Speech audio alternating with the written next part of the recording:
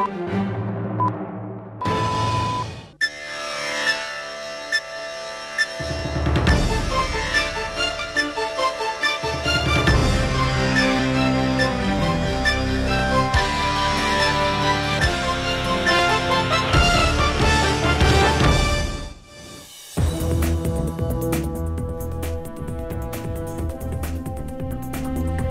আলাইকুম।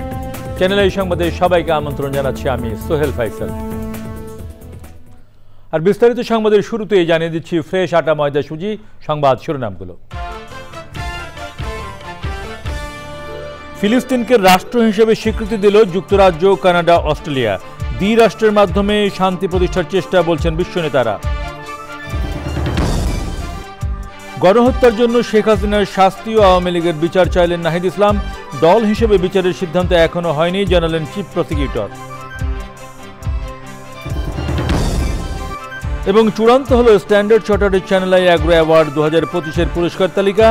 400-র বেশি আবেদন থেকে সেরাদের সেরা নির্বাচিত।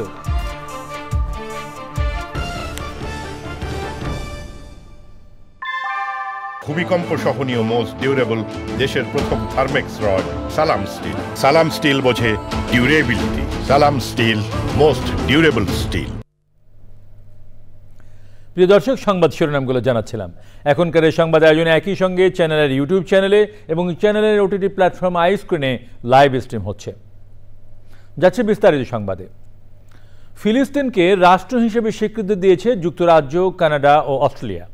ব্রিটিশ প্রধানমন্ত্রী কিয়ার স্টারমার ভিডিও বার্তায় বলেছেন, দ্বিরাষ্ট্র গঠনের মাধ্যমে শান্তির জন্য এই স্বীকৃতি। ফিলিস্তিনকে রাষ্ট্র হিসেবে স্বীকৃতি।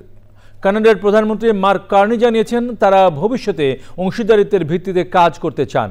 অস্ট্রেলিয়ার প্রধানমন্ত্রী অ্যান্থনি আলবানিজ বলেছেন, দ্বিরাষ্ট্র সমাধানের জন্য এটি একটি আন্তর্জাতিক প্রচেষ্টা। এদিকে প্রভাবশালী 3 দেশ ফিলিস্তিনকে স্বীকৃতি দেওয়ায় প্রতিক্রিয়ায় ইসরায়েল বলেছে এই পদক্ষেপ হামাসকে উৎসাহিত করবে। আন্তর্জাতিক মহলের এমন উদ্যোগের দিনেও ইসরায়েলি হামলায় প্রাণ হারিয়েছে অন্তত 55 ফিলিস্তিনি। আরও জানাচ্ছেন সুদীপ্তা মাহমুদ। গাজা ও পশ্চিম তীরে ইসরায়েলি দখলদারত্ব, ধ্বংসযজ্ঞ আর নির্বিচারে হত্যাকাণ্ডের মধ্যে বিরল পদক্ষেপ নিল প্রভাবশালী 3 দেশ যুক্তরাজ্য, কানাডা ও অস্ট্রেলিয়া। রোববার প্রথমে ফিলিস্তিনকে স্বাধীন রাষ্ট্রের স্বীকৃতি দেয় G7ভুক্ত দেশ কানাডা। দেশটির প্রধানমন্ত্রী মার্ক কার্নিও বলেন, ফিলিস্তিন ও ইসরায়েল রাষ্ট্রের শান্তিপূর্ণ ভবিষ্যৎ গড়ে তুলতে কাজ করতে চায় Canada. Just coming into perspective, you think back at the start of January, and many didn't foresee the scale of the changes that would be required in response to this crisis. And these are changes that this government, you, are now delivering. So it is my great honor to return to Edmonton in the great company of 168 fellow Liberal MPs who are absolutely focused. এরপর দ্বিতীয় দেশ হিসেবে ফিলিস্তিনকে স্বীকৃতি দেয় Australia. প্রধানমন্ত্রী Anthony Albanese বলেন, এই ফিলিস্তিন রাষ্ট্রে হামাসের কোনো ভূমিকা থাকবে না। সবশেষে ফিলিস্তিনকে স্বাধীন রাষ্ট্রের স্বীকৃতি দেয় যুক্তরাষ্ট্রের ঘনিষ্ঠ মিত্র ব্রিটেন। ব্রিটিশ প্রধানমন্ত্রী স্যার কিয়ার স্টারমার আনুষ্ঠানিক ঘোষণায় বলেন, শান্তি ও দ্বিরাষ্ট্র সমাধান পুনরুজ্জীবিত করতে যুক্তরাজ্য আনুষ্ঠানিকভাবে ফিলিস্তিনকে স্বীকৃতি দিয়েছে। Including the reform of the Palestinian Authority that takes us from a ceasefire in Gaza to negotiations on a two-state solution. যুক্তরাজ্য, কানাডা ও অস্ট্রেলিয়ার সিদ্ধান্তের সমালোচনা করে ইসরায়েলের প্রধানমন্ত্রী বেনিয়ামিন নেতানিয়াহু বলেছেন, এমন পদক্ষেপ সন্ত্রাসবাদকে পুরস্কৃত করবে। Sudipta Mahmud, channel I. July আগস্টে গণহত্যার জন্য শেখ হাসিনা সহ 3 জনের কঠোর শাস্তি চেয়েছেন এনসিপির আহ্বায়ক নাহিদ ইসলাম। একই সঙ্গে ওই অপরাধের জন্য দল হিসেবে আওয়ামী লীগের বিচার করতে হবে বলে দাবি করেন তিনি। চিফ প্রসিকিউটর তাজুল ইসলাম বলেছেন, ওই অপরাধের জন্য দল হিসেবে আওয়ামী লীগের বিচার করার বিষয়ে এখনও সিদ্ধান্ত নেননি তারা।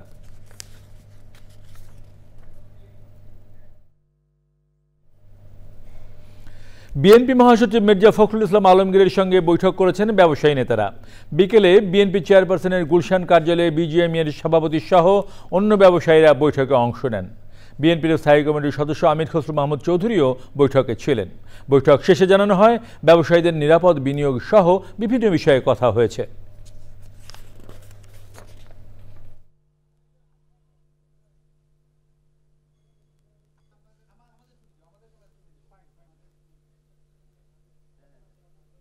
যে বিনিয়োগের বিষয়টা বাংলাদেশের ব্যবসায়ী এবং বিদেশিরা সকলে অপেক্ষা করছে একটা নির্বাচনের পরে তারা সিদ্ধান্ত নিয়ে বাংলাদেশে বিনিয়োগ করতে অনেকের উৎসাহ আছে, কিন্তু সবাই অপেক্ষা করছে নির্বাচনের জন্য। বাংলাদেশের ভবিষ্যৎ অর্থনীতি, বিনিয়োগ, ব্যবসা বাণিজ্য যদি আমরা অব্যাহতভাবে এগিয়ে যেতে চাই, যে নতুন বাংলাদেশের স্বপ্ন আমরা দেখছি, তাহলে এই মুহূর্তে এলডিসি গ্র্যাজুয়েশনটা আমাদের স্থগিত রাখার। এলডিসি গ্র্যাজুয়েশন আমরা পোস্টপোন করতে চাই না, আমরা ডেফারমেন্ট চাই। সেটাও বলেছি নির্দিষ্ট মাত্র 3 বছরের জন্য, এবং 3 বছর ডেফারমেন্ট এই জন্য লাগবে, আমরা এখনও প্রস্তুত না। এর মধ্যে একটা আছে ফলসিফাইড যে ডাটার ভিত্তিতে করা হয়েছিল, এটা হচ্ছে মূল বিষয় হচ্ছে আমাদের ইনফ্রাস্ট্রাকচার এখনও রেডি না।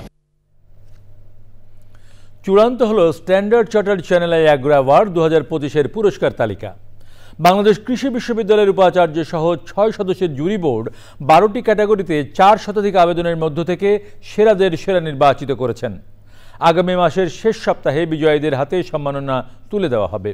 স্ট্যান্ডার্ড চার্টার্ড ব্যাংকের প্রধান নির্বাহী কর্মকর্তা নাসির এজাজ বিজয় জানিয়েছেন, চ্যানেল আইয়ের সঙ্গে কৃষককে সম্মানিত করার এই কাজটি চালিয়ে যাবেন তারা। রিজভি নওয়াজের রিপোর্ট। স্ট্যান্ডার্ড চার্টার্ড ব্যাংকের 120 আর চ্যানেল আইয়ের 27 বছর পূর্তির মাহেন্দ্রক্ষণে দুটি প্রতিষ্ঠানের উদ্যোগে চালু হওয়া অ্যাগ্রো অ্যাওয়ার্ডেরও 10ম বর্ষপূর্তি। সেরা নারী ও পুরুষ কৃষক, সেরা মেধাবী সংগ্রামী নারী ও পুরুষ কৃষক, পরিবর্তনের নায়ক, জলবায়ু অভিযোজক প্রতিষ্ঠান, সেরা কৃষি সাংবাদিক, উদ্ভাবন এবং বাস্তবায়নের নিরিখে সেরা কৃষি প্রতিষ্ঠান, জুরি স্পেশাল, আজীবন সম্মাননা এবং সেরা ছাদ কৃষি উদ্যোক্তা। এই 12 ক্যাটাগরিতে 12 জন ব্যক্তি এবং প্রতিষ্ঠান পাবেন সম্মাননা। এখানে যারা সিলেকশন পেয়েছে তাদের সত্যি কন্ট্রিবিউশন আছে কৃষিক্ষেত্রে। অনেকগুলো আইটেমের ক্ষেত্রে এরকম কম্পিটিশন সো টাফ এবং খুব বেশি আমি বলবো যে মার্জিনাল ডিফারেন্স ছিল। আমাদেরকে তারপরও এমন কিছু জিনিস বের করতে হয়েছে যার মধ্য দিয়ে একজন ইউনিক ছিল। কৃষককে নিয়েই বাংলাদেশ, তো সেটাকে চ্যানেল আই সবচেয়ে বেশি মূল্যায়ন করেছে। আবার এই অ্যাওয়ার্ডের মাধ্যমে ইনোভেটিভ উদ্যোক্তাদের পরিচিত করিয়ে দিয়ে অনুপ্রাণিত করেছে। কিভাবে তারা অনেক বাধা অতিক্রম করেও সফলতার গল্প তৈরি করছেন কৃষি ক্ষেত্রে। যোগ্যতম প্রতিযোগী বাছাইয়ে সর্বোচ্চ পেশাদারিত্ব বজায় রাখা হয়েছে, জানালেন জুরি বোর্ডের সদস্যরা। এটা আমরা অত্যন্ত ন্যায়সঙ্গতভাবে বিচার করেছি। চূড়ান্তভাবে নির্বাচিত হলো, তাদেরকে আমি অভিনন্দন জানাই। ছাদে এখানে যারা পুরস্কার আমরা যাদের জন্য দেব আমরা সিদ্ধান্ত দিয়েছি, সেখানেও আসলে সুচিন্তিত তেমন কোনো পরিকল্পনা নাই। যখন যেটা হয় সব গাছে লাগায়, কিন্তু ছাদে আসলে সব গাছ হবে না। যে বাসায় ছাদ কৃষি আছে সেই বাসার ঠিক তার নিচের ফ্লোরটা ঠান্ডা, এটা একদম সবাই বলছে যে আমাদের ওই সারা রাত এসি চালায় আর এখানে দেখা যায় যে উপর খোলা থাকলে রাত 3-4টার আগে ঘর ঠান্ডা হয়। সবচেয়ে বড় কথা হচ্ছে যেটা পরিবেশকে সে কন্ট্রিবিউট করছে। আমরা খুবই ব্লেসড যে খুবই নলেজেবল জুরি বোর্ড ছিলেন, খুবই ইন্টারঅ্যাক্টিভ সেশন হয়েছে এবং আমরা যারা মনে করেছি যে এই আউটকামটা হয়েছে খুবই ফেয়ার। অবশ্যই বলার অপেক্ষা রাখে না চ্যানেল আই অ্যান্ড সিরাজ ভাই আমার সাথে থাকাতে জিনিসটার এক তাৎপর্য অন্যরকম লেভেলে নিয়ে যায়। তো আমরা আশা করছি যে এটা কন্টিনিউ করে যাবে এবং আমরা দিন দিন এটাকে আরো বড় করতে পারবো। আবেদনকারীদের মধ্য থেকে সেরাদের বাছাইয়ে গবেষণা ও মূল্যায়নে সহযোগিতা করেছে ডেভেলপমেন্ট রিসার্চ ইনিশিয়েটিভ নামের একটি প্রতিষ্ঠান। Rizvi Nawaz, channel I, Dhaka.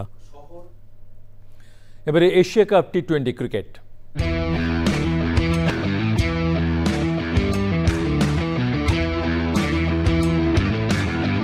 আপনারা দেখছেন চ্যানেলের সংবাদ। এবার এখানে বিরতি, আর বিরতির পর অন্যান্য সংবাদের সঙ্গে থাকছে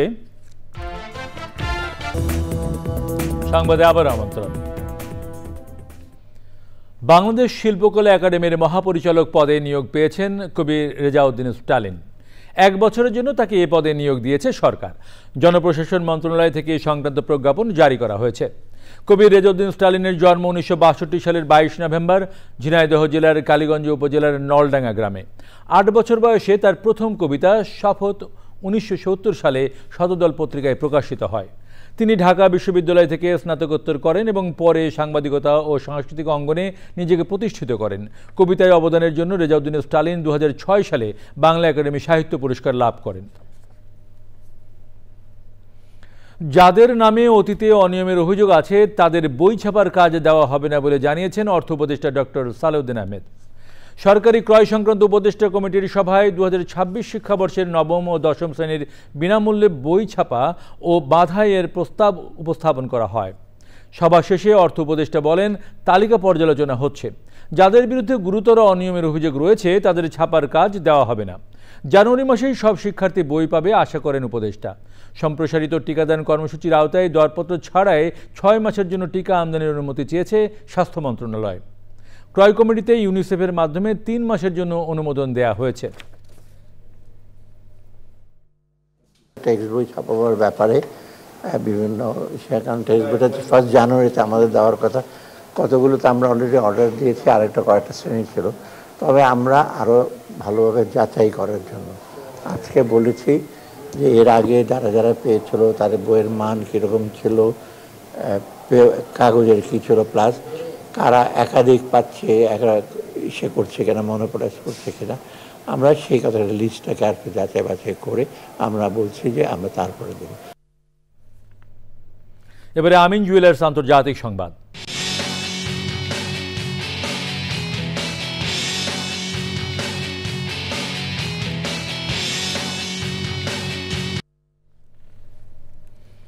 নেদারল্যান্ডসের হেগে অভিবাসন বিরোধী বিক্ষোভকারীদের সঙ্গে পুলিশের সংঘর্ষে 2 পুলিশ আহত হয়েছেন। গ্রেপ্তার করা হয়েছে অন্তত 30 জনকে। প্রায় 1,500 বিক্ষোভকারী মহাসড়ক অবরোধ করে পুলিশের গাড়িতে আগুন ধরিয়ে দেয়। ডানপন্থী এক কর্মীর ডাকা কর্মসূচি থেকে মধ্য বামপন্থী D66 দলের সদর দপ্তরের জানালা ভেঙে ফেলে বিক্ষোভকারীরা। এই দলটি প্রগতিশীল অভিজাতদের প্রতিনিধিত্ব করে বলে মনে করেন ডানপন্থীদের অনেকেই। একে নির্লজ্জ সহিংসতা বলে নিন্দা জানিয়েছেন নেদারল্যান্ডসের প্রধানমন্ত্রী ডিক স্কোফ। ডানপন্থী নেতা গির্ট উইল্ডার্স এই ঘটনাকে মূর্খদের কাজ বলেছেন। অভিবাসন ইস্যুতে জুনে সরকার পতনের পর এই বিক্ষোভে কঠোর নীতি ও শরণার্থীদের বিরুদ্ধে পদক্ষেপের দাবি ওঠে। এবারে এক্সিম ব্যাংক বাণিজ্য সংবাদ।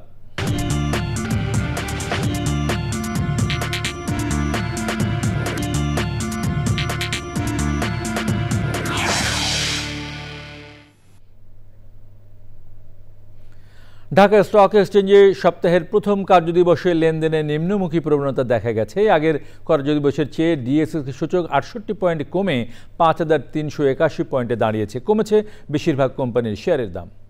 হাতবদল হয়েছে 396টি কোম্পানির 621 কোটি 49 লাখ টাকার শেয়ার ও মিউচুয়াল ফান্ড, যা আগের কার্যদিবসের চেয়ে 33 কোটি 23 লাখ টাকা কম। এর মধ্যে দাম বেড়েছে 39টির, কমেছে 360টির এবং অপরিবর্তিত রয়েছে 50টি কোম্পানির শেয়ারের দাম।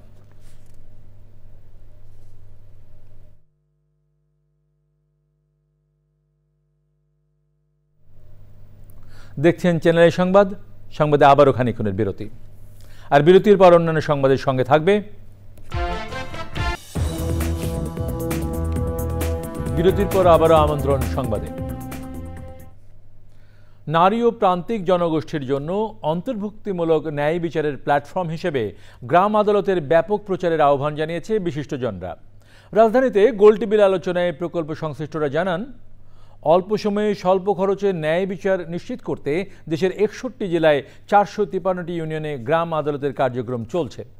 জনসচেতনতা বাড়ানোর মধ্য দিয়ে উদ্যোগটিকে আরও কার্যকর করে তুলতে গণমাধ্যমকে জোরালো ভূমিকা পালনের তাগিদ দেন তারা। স্থানীয় সরকার বিভাগ, ইউরোপীয় ইউনিয়ন ও ইউএনডিপি এ আয়োজনে প্রধান অতিথি ছিলেন মহিলা ও শিশু বিষয়ক মন্ত্রণালয়ের সিনিয়র সচিব মমতাজ আহমেদ। তিনি বলেন, গ্রাম আদালতের কার্যক্রমে নারীদের নেতৃত্ব ও সিদ্ধান্ত নেওয়ার সক্ষমতা বাড়াতে হবে। আমাদের সমাজে যে নারীরা এই মামলাগুলো করে থাকেন, তারা সবাই যে আর্থিকভাবে সচ্ছল তা না। উকিল নিয়োগ না করে স্বল্প পরিমাণ টাকা ব্যয় করে যখন আমরা কোনো সমস্যার সমাধান পাই, তখন আমরা ভীষণ একটা তৃপ্তি পেয়ে থাকি এবং এই তৃপ্তিটা অনেক বড় তৃপ্তি। গ্রাম আদালত হচ্ছে একটা বাংলাদেশের জন্য একটা খুবই ভালো একটি মডেল। এই মডেলটি যদি আমরা আরো সক্রিয় করতে পারি, মানুষের মাঝে সচেতন করতে পারি এবং প্রান্তিক পর্যায়ের মানুষকে যদি বোঝানো যায় যে গ্রাম আদালত হচ্ছে আমাদের বিচারের ক্ষেত্রে নিরপেক্ষভাবে তারা আপনাদের বিচারটা প্রদান করবে, সেই ক্ষেত্রে কিন্তু আমাদের সাফল্য নির্ভর করে। এবারে খেলার খবর।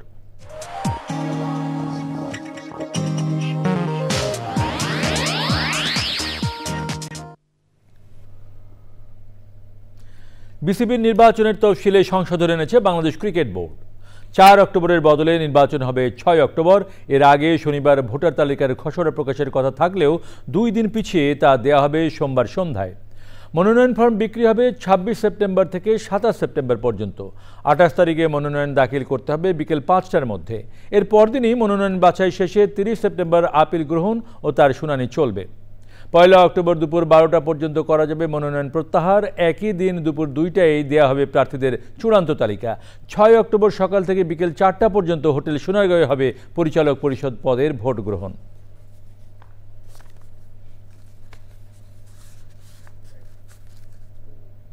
এর সাথে শেষ করছি এখনকার সংবাদ। সবশেষে ফ্রেশ আটা ময়দা সুজি সংবাদ শিরোনামগুলো জানিয়ে দিচ্ছি আরও একবার।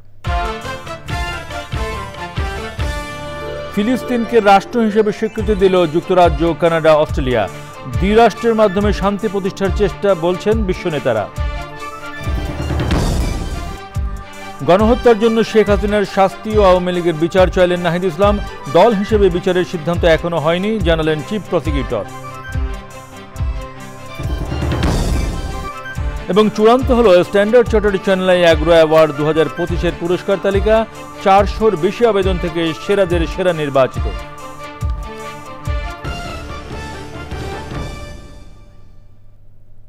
আমাদের পরের সংবাদ দেখার আমন্ত্রণ রইল। সবাইকে ধন্যবাদ।